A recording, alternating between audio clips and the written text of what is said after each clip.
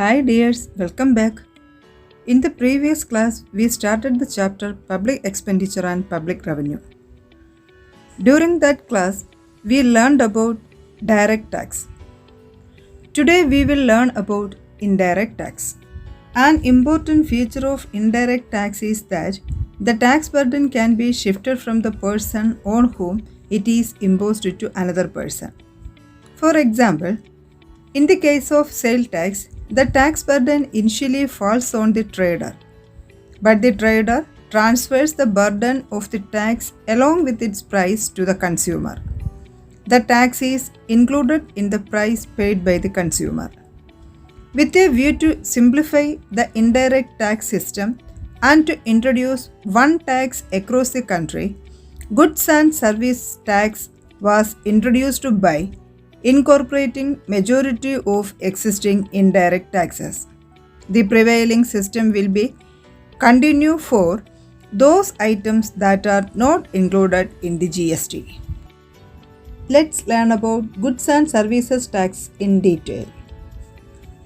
Goods and services tax was introduced in India on 1st July 2017, merging different indirect taxes imposed by central and state governments. Taxes are levied at different stages starting from production to final consumption of goods and services. In each stage, the tax is imposed on the value added. Hence, tax is collected only on value addition. The tax paid in the earlier stages need not be paid by the final consumer. GST or goods and services taxes are classified into three as central GST, state GST, and integrated GST. Let's learn about each in detail. First one, central GST. The tax imposed by the central government is known as central GST. Next one, state GST. The tax imposed by the state government is known as state GST. Next one, integrated GST. The GST on interstate trade is imposed and collected by the central government. This is known as integrated GST. The share of the state government on IGST or integrated GST is given by the central government. No GST is imposed on essential services and daily consumption goods including unprocessed food items. Let's see about the GST Council. Union Finance Minister is the chairman of GST Council and the members are Union Minister of State in charge of Finance and State Finance Ministers. The Council makes recommendations on the following.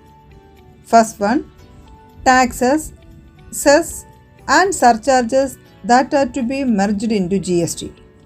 Second one, the goods and services that are to be brought under GST.